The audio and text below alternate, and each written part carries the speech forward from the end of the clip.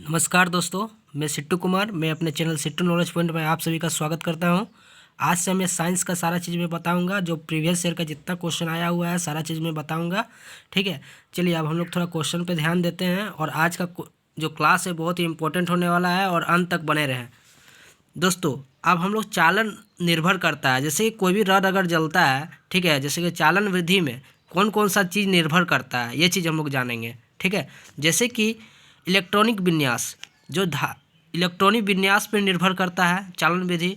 चालन पे करता है, सघनता पे करता है, लंबाई पे करता है, आयाम पे करता है। ठीक है, अब थोड़ा थोड़ा जान लेते हैं दोस्तों। जैसे कि धातु धातु जो होता है विद्युत का सुचालक होता है और अधातु जो होता है कुचालक होता है। ठीक है, चलिए दोस्तों अब थोड़ा जान लेते हैं कि चालन चालन जो होता है डायरेक्टली प्रोपोर्शनल टू सघनता। अगर चालन बढ़ेगा तो सघनता भी इसका क्या होगा, बढ़ेगा। और थर्ड अगर जान लेते हैं कि चालन जब चालन इन्वर्सली प्रोपोर्शनल टू 1/, लंबाई और आयाम। अगर लंबाई जैसे कि बढ़ेगा तो चालन क्या होगा, घटेगा। अगर मान लेते हैं कि ये लोहा है, ठीक है, ये लोहा है। अब अगर यहाँ से हम क्या किए कि यहाँ से जलाना स्टार्ट किए, मतलब इसको गर्म करना स्टार्ट कर दिए और इसका लंबाई बढ़ा देंगे तो क्या होगा, लेट तक पहुँचेगा ना इसका हीट पूरा एकदम अंत तक।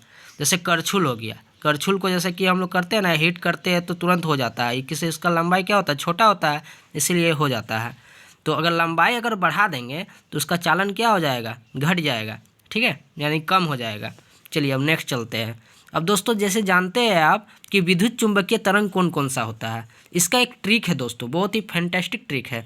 और इसका जो है गाय पदरी असुरेदी, गाय पदरी असुरेदी, ठीक है, ये याद रख लीजिए, गाय पदरी असुरेदी विद्युत चुंबकीय तरंग का ये ट्रिक है।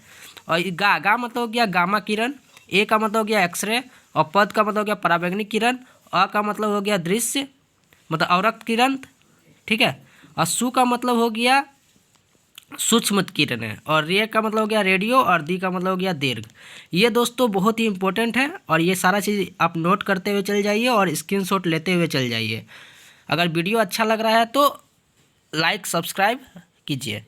अनुप्रस्थ तरंगे, अब जैसे अनुप्रस्थ तरंगे, विद्युत चुंबकीय तरंगे, ये चीज़ क्या होता है ये चीज़ जान लेते हैं। जैसे कि इंफ्रारेड तरंगे को क्या कहता है, इंफ्रारेड रे को यानी कि अवरक्त किरण को, इसको विद्युत चुंबकीय तरंग भी कहते हैं। और जिसकी प्रकृति अनुप्रस्थ है, अगर ऑप्शन में अगर दे देगा कि इंफ्रारेड यानी कि अवरक्त किरण कौन सा तरंग है, मतलब कौन सा तरंग है, तो आपको विद्युत चुंबकीय तरंग भी दे देगा और अनुप्रस्थ तरंग भी दे देगा। तो क्या मारिएगा आप, तो ये जो है इम्पोर्टेंट, इसका विद्युत चुंबकीय तरंग ही हम फर्स्ट ऑप्शन में मारेंगे। ठीक है, और सेकेंड ऑप्शन अगर विद्युत चुंबकीय तरंग नहीं रहता है तब हम लोग अनुप्रस्थ तरंग मारेंगे। ये दिमाग में बैठा लीजिए, ये बहुत एग्जामिनर अभी बहुत फंसाने के लिए दे रहा है, ये दिमाग में बैठा लीजिए। ठीक है, चलिए चालकता, चालकता इन्वर्सली प्रोपोर्शनल टू 1/, प्रतिरोध।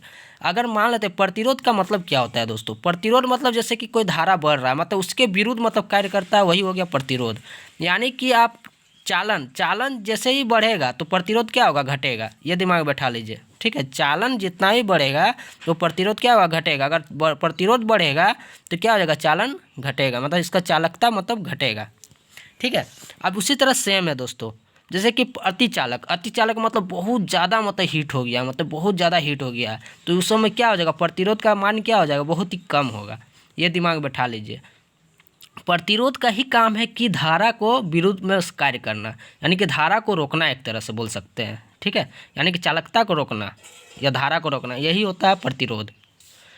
चलिए अब प्रतिरोध जो होता है ऋणात्मक नहीं होता है, ये दिमाग में बैठा लीजिए। क्वेश्चन पूछ देगा प्रतिरोध क्या नहीं हो सकता है, तो ऋणात्मक नहीं हो सकता है और सबसे कम शून्य होता है। पता है, प्रतिरोध सबसे कम शून्य तक हो सकता है लेकिन ये नेगेटिव कभी नहीं हो सकता है, ये दिमाग में बैठा लीजिए।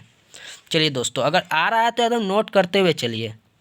अब चलिए कैपिलरी यानी केशिकत्व, केशिकत्व क्रिया क्या होता है। केशिकत्व मतलब जो द्रव होता है, मतलब पानी का ऊपर चढ़ता और उतरता, इसी को प्रोसेस को ही कैपिलरी कहते हैं, यानी कि केशिकत्व क्रिया कहते हैं। ये दिमाग में बैठा लीजिए। अब चलिए नेक्स्ट, ऑस्मोसिस। ऑस्मोसिस क्या है, ऑस्मोसिस का मतलब होता है फूलना, कोई चीज़ का फूलना, इसी को कहा जाता है ऑस्मोसिस। अब थोड़ा भौतिक परिवर्तन का सेम डिफिनेशन है कि मिलना और रासायनिक का मतलब ना मिलना। जो हमको दोबारा मिल जाए वो हो गया भौतिक परिवर्तन, और रासायनिक मतलब हो गया जो ना मिले वो हो गया आपका रासायनिक परिवर्तन। ये शॉर्ट तरीका है, आप आराम से समझिए। जैसे कि बर्फ़ का क्या है, पिघलना। ये क्या है, इसको हम लोग क्या करते हैं, फिर हम इसको बर्फ़ में चेंज कर सकते हैं। तो ये कौन सा परिवर्तन हो गया, भौतिक परिवर्तन हो गया। और रासायनिक में हो गया, बहुत चीज़ हो गया। चलिए उसी तरह से हम नेक्स्ट चलेंगे। अंगूर का किण्वन से इथाइल अल्कोहल बनता है। जो अंगूर का बहुत वीवीआई में क्वेश्चन, ये ग्रुप डी में पूछा गया था प्रीवियस ईयर में, ठीक है। ये मेरा ही सेट में पूछा गया था दोस्तों, अभी याद आ रहा है मुझे, ये मेरा ही सेट में आया था। अंगूर का किण्वन से कौन सा अल्कोहल बनता है, तो यह मैंने मारा था, इथाइल अल्कोहल, ठीक है।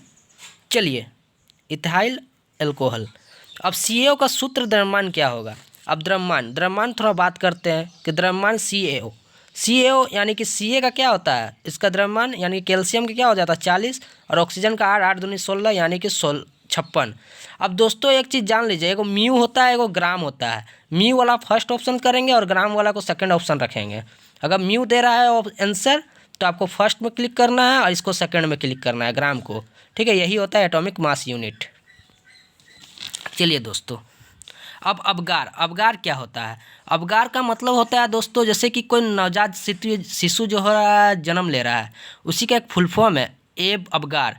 एप्रियंस मतलब किस तरह से, मतलब बच्चा दे रहा है या नहीं दे रहा है, उसका चीज़ का हम लोग ध्यान रखेंगे, ठीक है।